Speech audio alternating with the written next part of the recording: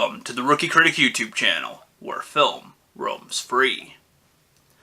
I know that The Last Jedi still stings with all of us, even to this day.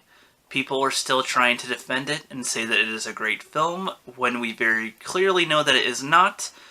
We have hopes that Episode 9 is going to be great, or at least we hope that it's going to be okay-ish, at least better than The Last Jedi, or better than Han Solo, but the odds are still very slim that it's going to be anything other than that was a movie, didn't hate it, but whatever. J.J. Abrams has some talent, but we all know that it's not going to be up to par with even The Force Awakens. I'm pretty sure The Force Awakens will still be considered a better film than Episode 9. But one of the topics that gets brought up a lot is, how can Episode 9 improve Episode 8, or fix Episode 8, or, fix this whole series? And I don't think that it can. I don't think that Episode 9 can fix Episode 8. A lot of people want Episode 9 to retcon Episode 8. They want it to just get rid of The Last Jedi and act as, oh, Luke just woke up from a dream, or this was a vision from the future and they want to prevent it, or they just want Lucasfilm to denounce Episode 8 and go, nope, just ignore it and just move on to Episode 9. But I don't think that we can do that. I mean, the way I see it is, The Last Jedi was already made, it existed, it is what it is. It is part of the Star Wars canon, which I don't like, though the word canon can be, you can believe whatever you want to be canon, technically, but as far as the actual film universe goes and franchise, that is one of their main movies. And even if Episode 9 were to really go, okay, The Last Jedi is gone.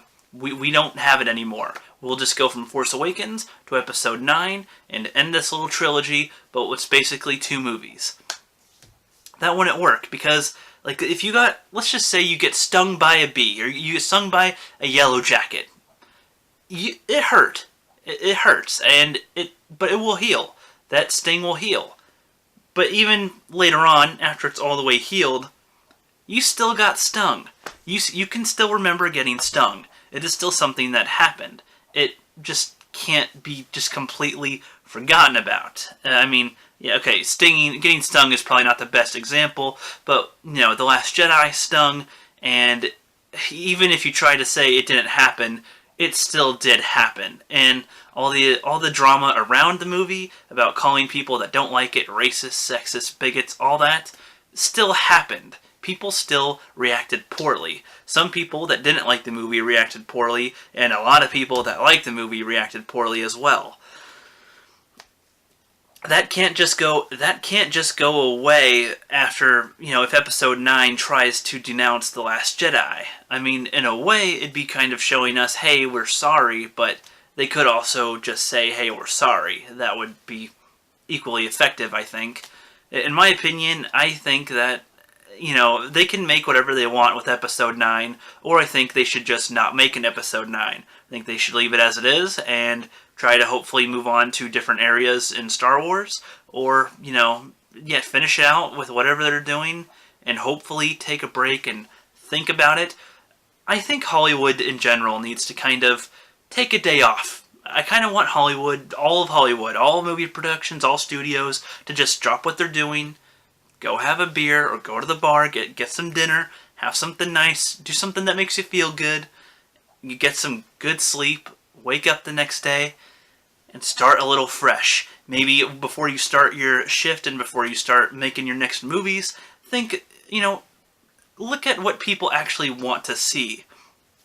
I mean, a lot of people, we don't really always like to see the reboots and remakes, but the thing is, I kinda do like that they are trying to still continue some of those properties. I mean, I don't like all of them, or all their attempts at making them good, but it's just the way that they're doing them is usually the problem. A lot of people might have watched the Ocean's 8 movie if it was marketed better, or if there was some other type of premise other than gender swapping, because that seemed to be the only thing they were doing. It's Ocean's 11, but it's with women, and that's their hook.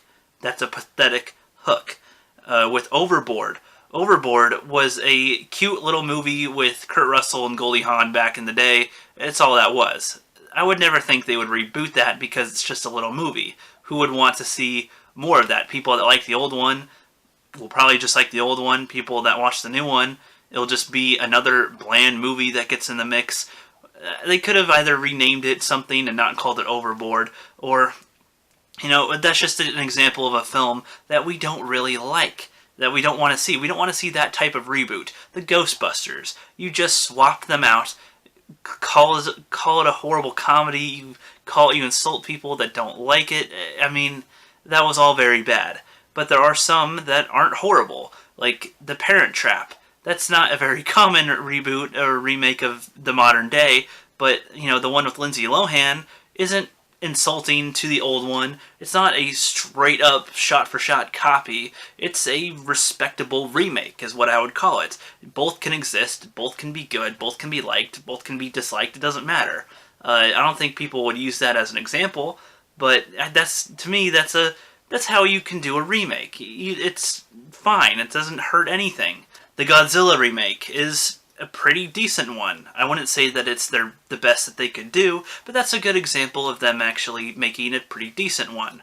If companies would take their time to actually try to think about something new or creative, but also consider what the customers want, then I think that they could make something good. But they either go, okay, well, we just did what you wanted, but we didn't think about how to make it good. Or they think, oh, people liked this, so let's just make that. Or, oh, you want it different? Okay, we'll just screw up and disrespect everything that you liked, and we'll make it different. And you should like that, because you said you want it different. This is different. That equals good.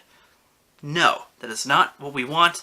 I feel like I'm kind of getting a little bit off topic right now because I was talking about Star Wars. Now I'm talking a little bit more about film, but I'll just wrap this up here. So episode 9 will not fix episode 8 because, yeah, episode 9 just won't fix episode 8. You can do whatever you want to try to push The Last Jedi away, but you can't have a good burger without the meat, without the middle, without that. I mean, The Empire Strikes Back was the meat of the OG trilogy. The Attack of the Clones was technically the meat of the prequel trilogy, but it wasn't good meat. It didn't taste as good as it could have. A lot of people liked the, you know, Revenge of the Sith a lot better, but it was still meat regardless. It was bad meat, but it was still there. They didn't pretend like it doesn't exist or tried to retcon it. It was still part of the overall sandwich.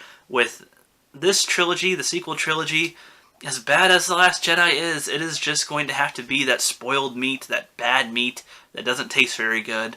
But we can hope that with the bland taste of The Force Awakens, that was kind of left you a little hopeful, kind of wanting a little more. And with whatever episode 9 does, hopefully we can look back at it and go, that was a very bad sandwich, but I mean, there was some things in it that I liked, some ingredients that were okay. That's the best I think we'll get out of it.